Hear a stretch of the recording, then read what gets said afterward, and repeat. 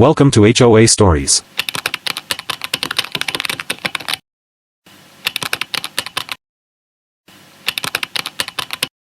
The morning's sunlight filtered through the maple trees lining our quiet suburban street, painting the sidewalks in streaks of gold. Birds chirped lazily, and a gentle breeze carried the scent of freshly mown grass. From my kitchen window, I could see the sound of distant construction, a backhoe rumbling, wood splintering, and the faint clink of metal against metal.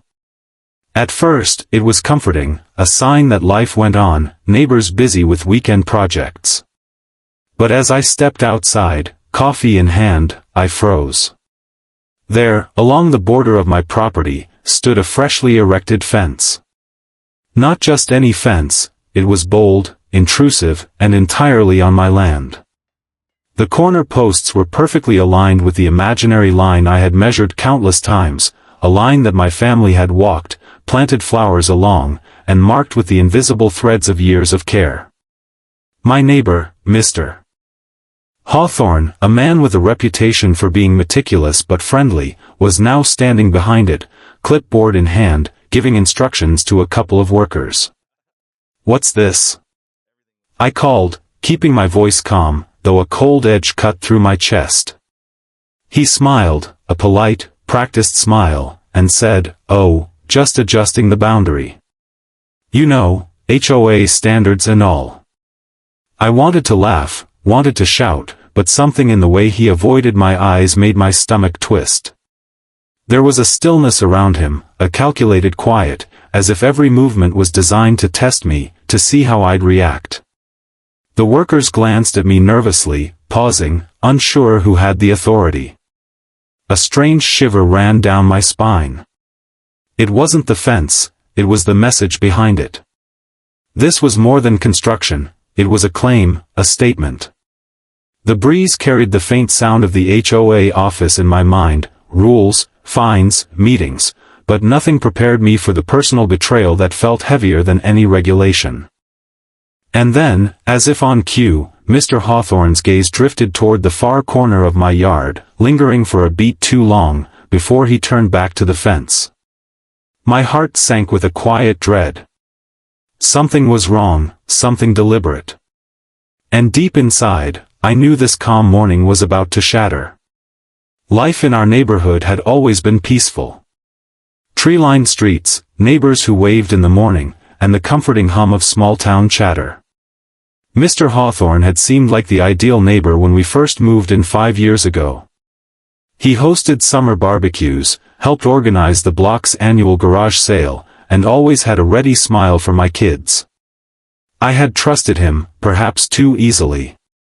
Our family had invested so much in our property, flower gardens, a modest vegetable patch, and a swing set that creaked with laughter every afternoon. My wife, Sarah, often joked that our home was the little oasis in the HOA jungle, and I had agreed, proud of what we'd built. The neighborhood, however, was full of subtle tensions, whispers about boundaries, overzealous covenants, and neighbors who kept meticulous eyes on each other's property lines. The first warning signs had been almost imperceptible.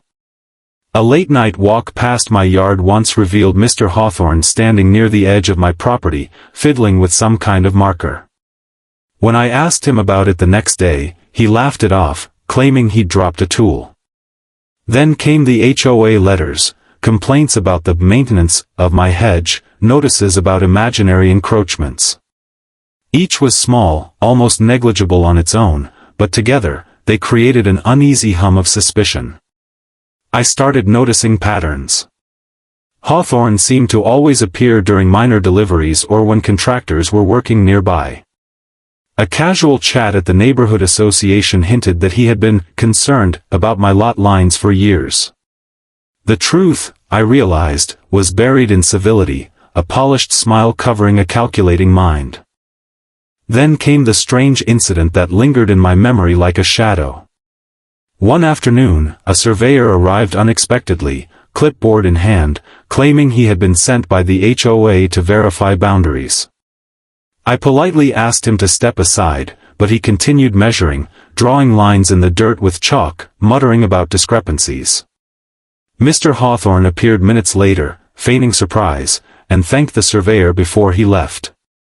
At the time, I had shrugged it off, but now, looking at that fence creeping into my yard, I understood, this had been premeditated. The betrayal wasn't just about a line in the ground. It was about trust, community, and the silent rules that keep neighbors from becoming adversaries. Each casual conversation, each smile, each wave now felt like a puzzle piece in a picture I hadn't wanted to see. As I paced the yard that evening, I noticed small details I had ignored before: the uneven placement of stakes along the boundary, the perfectly trimmed edge of Hawthorne's lawn that aligned suspiciously with my property line, the way he watched me from his window as if rehearsing every interaction. My heart ached not for the land, but for the sense of security that had been eroded. And yet, through the disturbance, a seed of determination grew.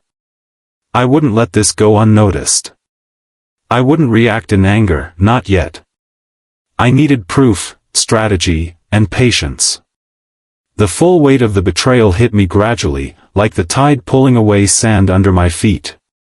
It started with a simple idea: I needed to see the official records.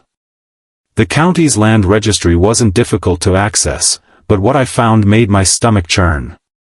Survey maps that should have marked my boundary clearly were manipulated, or so it seemed. Tiny adjustments, barely noticeable, made my yard appear slightly smaller. Lines that had been painstakingly drawn during the purchase of my property had shifted. Next came the HOA files. Minutes from meetings, letters I'd never received, and informal notes that Mr. Hawthorne had apparently submitted over months painted a damning picture. Complaints, recommendations for adjustments, and requests for surveying checks, all targeting my property. And every document was polite, almost bureaucratic, but beneath the paper was a thread of calculation. I remember sitting in my study, hands trembling, as I traced the boundary on my old blueprints, comparing them to the official filings. Every discrepancy pointed to one conclusion: Hawthorne had been trying to steal a portion of my land, slowly, methodically, and under the guise of HOA regulations. Shock gave way to a quiet, simmering resolve.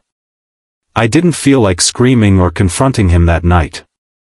Instead, I whispered to myself, I won't fight in anger, I'll wait. The words felt like armor.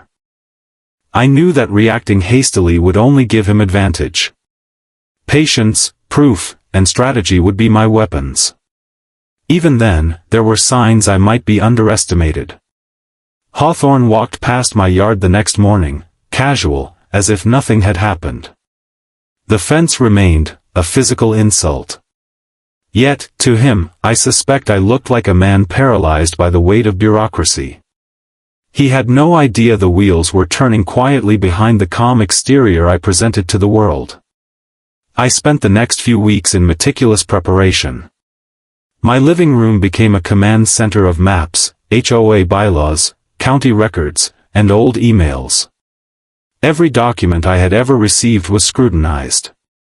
I visited the county office in person, speaking to clerks about historical survey data and previous disputes in the neighborhood.